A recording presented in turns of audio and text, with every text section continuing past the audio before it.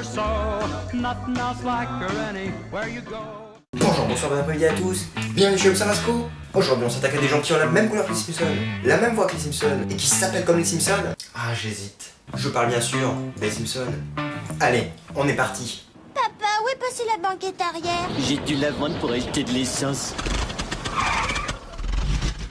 Mais à la place, j'ai acheté un nouveau klaxon. Encore une fois, on va commencer par la création des personnages. Les Simpsons, série créée en 1986 par Matt Groening, qui n'avait alors fait qu'un seul cartoon, Life in Hell, publié dans le magazine Wet. Le cinéaste James L. Brooks le contacte Cette année-là pour faire une adaptation télévisée de Life in Hell, mais Matt, ayant peur de perdre les droits de publication, a une autre idée. Il esquisse rapidement une famille dysfonctionnelle en nommant les personnages avec des noms de sa famille. Par exemple, Homer est le nom du père de Matt. Sa mère s'appelle Margaret, mais son diminutif est Marge. Lisa est la sœur de Groening et Maggie aussi. La seule exception est Bart.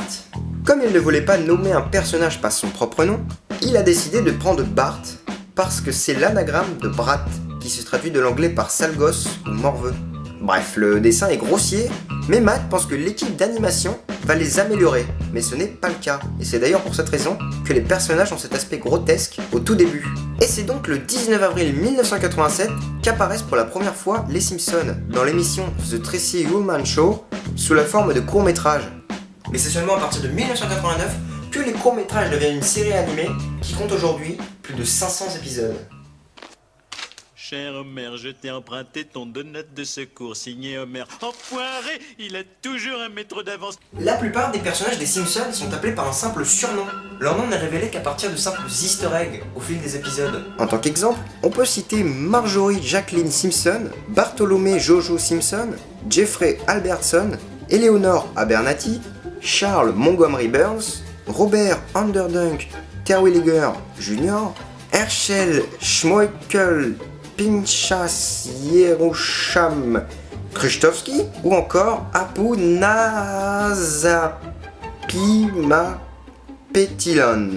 Tu serais pas presbyte pour lire aussi mal que ça? Bah non, je suis casse-couille. Tu me saoules. Bah, pourtant je vends pas d'alcool. Et tu vas pas engueuler Homer parce qu'il est un petit peu lent. Ils ont dit quelque chose qui était pas bien. C'était quoi? Tu vas pas engueuler Homer? Non, ça va. Qu'est-ce que c'était? Lent. Il t'a traité de lent. Vous avez pas le droit de m'insulter, Eh, t'es encore là? C'est dingue ce que tu es lent. Il a dit quelque chose de pas bien. Bon, ça va, fiche le camp. Et le design des Simpsons n'a pas été choisi au hasard. Si je vous dis Simpson, vous me dites jaune. Twingo? Non, on dit bingo. Eh bien, si les personnages sont jaunes, c'est pour que les personnes qui zappent de programme se retrouvent captivées par l'étrangeté de cette couleur. Donc, c'était pour faire de l'audience. Mais pas seulement. C'était aussi une façon pour que les cheveux de Bart, Lisa et Maggie se retrouvent sans limite définie entre eux et le front des personnages. Et c'est à peu près pareil pour les cheveux de Marge. À la base, il était supposé être révélé dans le dernier épisode de la saison 1 que sous ses cheveux se cache une paire d'oreilles de lapin. Mais ça n'est jamais arrivé. Pour l'instant. Je boufferai plus jamais de chili. Ou du chili. Dans les premiers épisodes de la série, Monsieur Smithers ne ressemble pas à ça. Dans la saison 1, c'est un homme noir avec des cheveux violets. Mais ils ont décidé de changer ça. Parce qu'un assistant noir et totalement dévoué pouvait être vu comme quelque chose d'autre. A l'inverse, l'officier Lou était à la base blanc. Enfin jaune. Mais je n'ai aucune idée de pourquoi ils ont changé ça. Marge, mon cerveau est comme un ordinateur et je range toujours les histoires de grand-père dans un endroit très spécial. Pendant que je suis là-haut.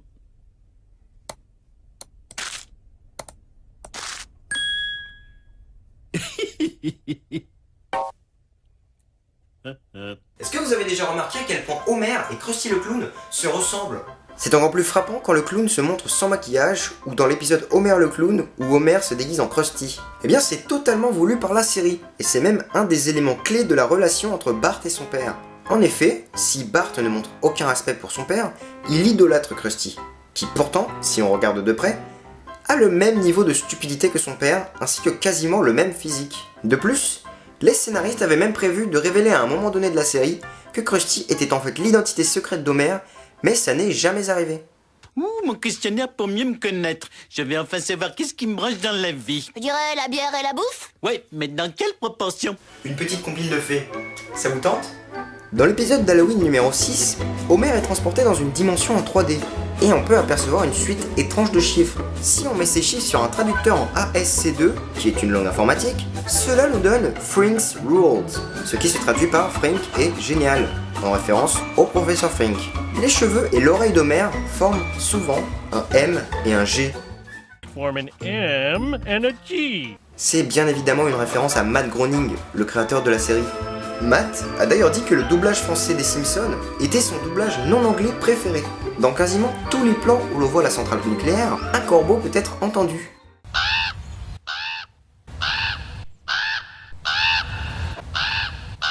Ça a même été parodié quand la centrale se voit délocalisée en Inde.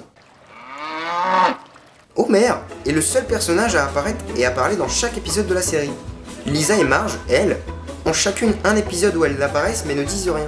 Bart est le seul de la famille à ne pas apparaître dans un épisode. Sans compter Maggie évidemment, parce qu'elle se couche tard. Maggie tard. C'est à ce moment de sa carrière que l'Observasco commença à se poser des questions sur son humour. Et puisqu'on parle de Maggie, jusqu'à la saison 20, dans le générique, quand Maggie est passée sur la caisse enregistreuse, on peut voir les chiffres 847,63. Groening a expliqué que c'était le coût par mois d'avoir un bébé à l'époque. Puis, à partir de la saison 20, la caisse affiche 243,26 et Maggie vient doubler ce chiffre. Personne ne sait vraiment ce que ces chiffres veulent dire. J'ai réussi à enlever le frein à main. Ralph, si t'arrêtes la voiture, je te laisse t'amuser avec mon flingue. Dans le film Les Simpsons, Homer chante une chanson que tout le monde connaît, encore une fois. Spider cochon, il peut marcher au plafond. Est-ce qu'il peut faire une toile? Bien sûr que non, c'est un cochon. Eh bien, Spider Cochon existe dans la vraie vie. Enfin, dans un comics. Enfin, dans la vraie vie, mais dans un comic.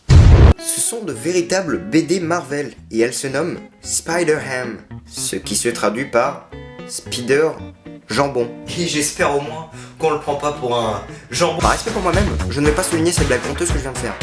Les comics racontent l'histoire de Peter Porker, qui est un jeu de mots anglais sur le porc, qui se traduit porc en anglais, et c'est une simple parodie de Spider-Man. Oh, chef, je crois qu'on a un 64 ou en cours. Un vol à main armée avec une arme. Oh. Allez, chef, vous savez. Oh, un pampan file le fric. Que vous aimiez les Simpsons ou non, que vous ayez regardé un épisode ou non, vous connaissez forcément cette réplique. C'est LA réplique culte d'Homer Simpson. Et c'est même devenu un mot anglais à part entière. Toe est dans le dictionnaire anglais. Et en anglais, ce n'est pas mais mais j'ai mieux. Jamais, dans aucun script des Simpsons, il n'y a eu ce mot. Dans les moments où Homer fait il y avait simplement écrit Homer fait un grognement agacé. Donc, cette simple réplique a été inventée par Dan Castellaneta, la voix américaine du personnage. Savez-vous où sont vos enfants? Je te l'ai déjà dit hier soir, non. Où il est Bart au fait? Son dîner va être tout froid et tout mangé. Springfield, c'est la ville où se passe la série. Mais savez-vous où elle se situe? Eh bien, personne ne sait vraiment. Parce que si on fait une petite recherche sur Google, on se rend vite compte qu'il y a plein de villes ou d'endroits qui s'appellent Springfield aux États-Unis. 31 villes exactement. Mais Matt Groening a dit que c'était pour cette raison qu'il avait choisi Springfield. Parce que c'était la ville la plus commune aux USA. Et les scénaristes s'amusent avec cela, comme par exemple dans le crossover entre les Simpsons et Family Guy. Huh, guess we're in a town called Springfield. Springfield, eh? What state? I can't imagine we're allowed to say. Mais juin, juillet, août, septembre, octobre, novembre, décembre. Dans une interview de 2013, Matt a avoué que la ville est basée sur la ville de Springfield en Oregon. Et il a d'ailleurs grandi quelques kilomètres au nord, à Portland. Simpson, vous avez un 513. Non, un 513, c'est un numéro de code dans votre manuel de procédure. Regardez votre tableau de contrôle. Oh, un 5E13. Mannequin.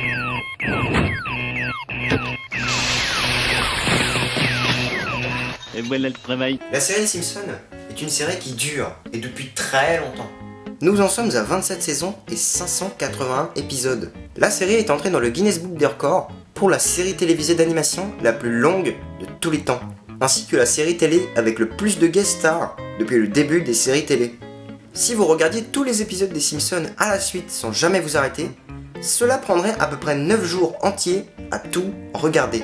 Tout ça c'est quand même énorme. Comme ma jambe.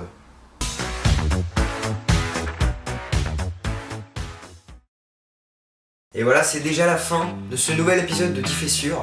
J'espère encore une fois qu'il vous aura plu. Je suis désolé si vous trouvez que la lumière est dégueulasse, mais je peux pas faire autrement, le temps est vraiment horrible. Alors du coup, j'utilise une simple lampe de chevet. On n'a pas tous du budget, hein. Et si je l'éteins, voilà. Et je m'excuse aussi car j'avais dit que l'épisode arriverait dans 2 semaines. J'ai été pris de court, je suis vraiment désolé. C'est pourquoi je ne vais plus donner une date à partir de maintenant, pour éviter tout simplement que vous soyez déçus. Bon allez, moi je vous laisse et n'oubliez pas, la constipation, c'est comme la moustache, ça vous change le visage. Tom Sawyer, c'est l'Amérique, le symbole de la liberté. Je vous préviens. Attention où vous mettez les pieds.